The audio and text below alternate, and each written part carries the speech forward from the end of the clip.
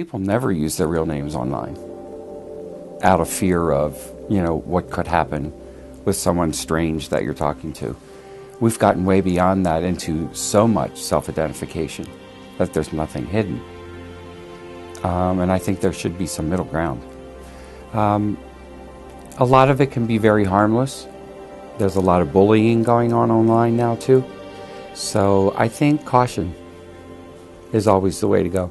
Online dating, it can be a problem because some kids, they lie about their age and they can get into situations that they're not ready to handle. So it can be bad, but I would say some kids still do it. I would say meet in a public place for one and have friends around just in case anything goes wrong. Seek out people who are your age. Don't get into situations where you could be manipulated. Simple things like, do you have a ride home? Are you going to a place where you really are not familiar? Do you know the person well? Please don't go to private places with them. Always public. Always, always public. And let your family know where you're going. Make sure you leave a contact number. Make sure you have your cell phone on. Make sure your cell phone is fully charged. Have a time when parents or guardians can expect you back home. Those are the kind of things that you want to deal with when you're talking about dating. I think that a lot of adolescents, and especially in the technology age, are probably resorting to this type of interaction. Like I said, building a social network and a support network is really important. I don't know that going online is necessarily the first option, but it's an option. I think that it should be an open option, but people should be careful. It shouldn't be your first resort. And when you do initiate that type of contact, be very careful of who you're speaking with. My suggestion, if you do online dating, always let someone know who you're talking to, and always find yourself in a public setting. Never go to a private area. Never go to their home. I say if you're going to meet someone, don't go alone. Personally, I would have people blend into the background as my friends. We meeting at Starbucks. I'm gonna have a friend at the counter ordering a latte or something while I walk through the door because I'm not going to be alone. And I have mace. People get out of hand. If you're going to meet them, make sure you have a group of friends with you because you never know. And on top of that, it's just make sure you're in a public environment because it is so easy to kidnap somebody. I am dead serious. It is so easy to kidnap somebody. And so many kids think that they're grown and they're grown up and it's time for them to meet older people. But if you're mentally not stable for yourself to actually be in a relationship with somebody who is way older than you, then you're not going to be ready when they take advantage of you, point blank.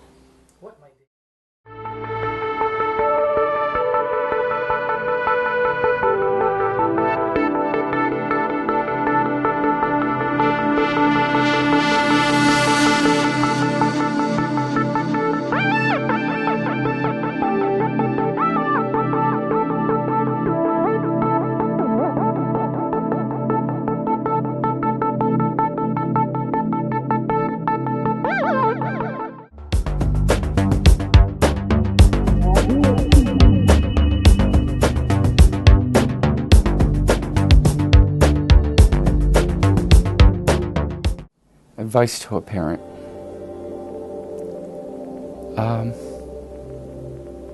Love that kid no matter what. If they come out to you as gay, you're going to see a whole other side of life you never saw. And you just want to go along for the ride and be your kid's friend, mentor, and confidant. No matter what, there's nothing better than that. For the adult, I would say to them, don't be judgmental.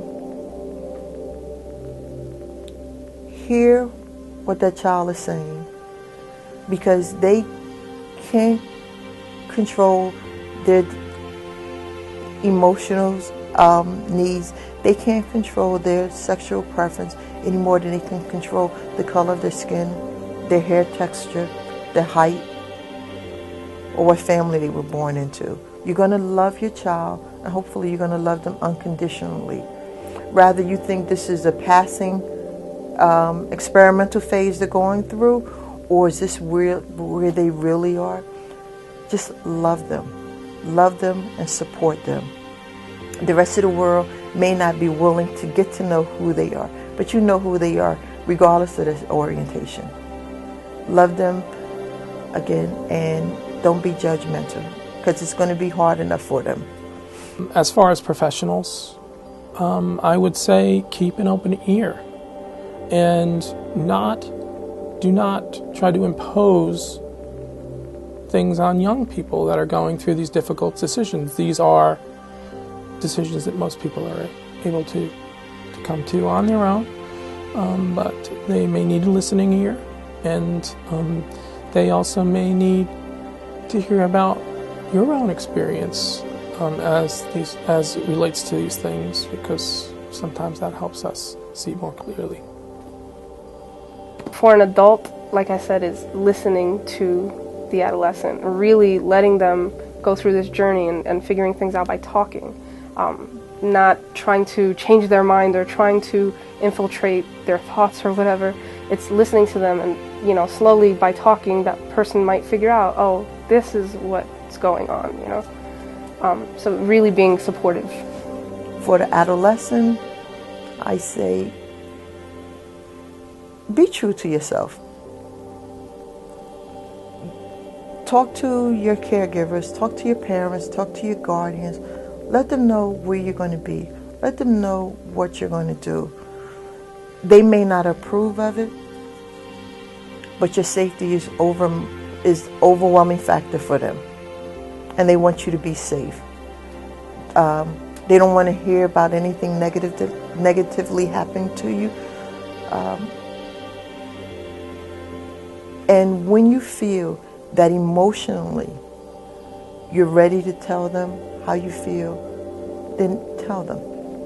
Because whatever suspicions they may have, it's based on some things they've seen in you.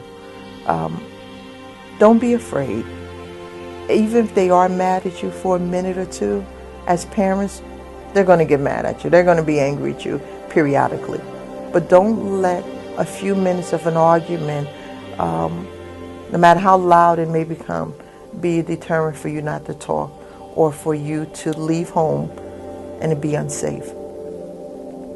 If they could find maybe a counselor in their school that they can talk to, at least for someone to listen to them and understand what they're going through, so they feel like they're not alone in the world and they can talk to someone and rely on someone to have.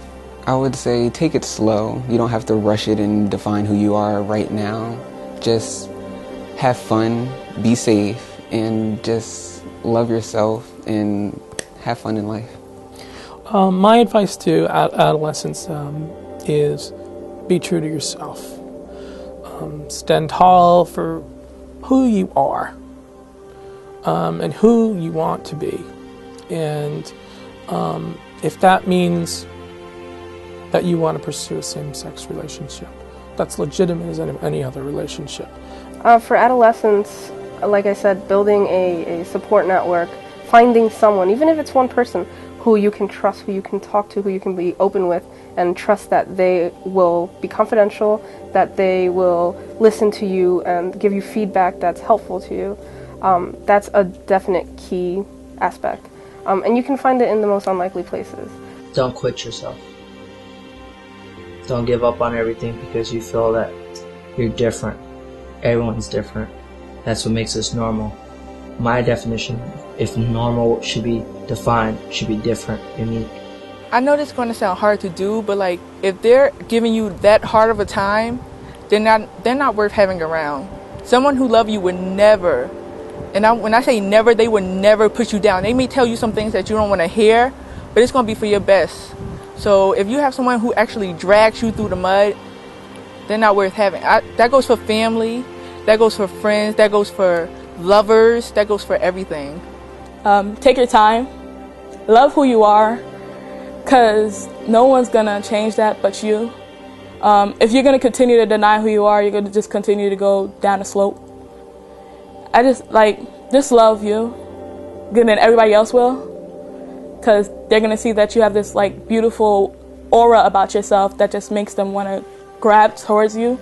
So yeah, that's what, like, just I love you, because no one else will, point blank, unless you let them. Be thoughtful. Be true to yourself. Be courageous. And it'll be worth it.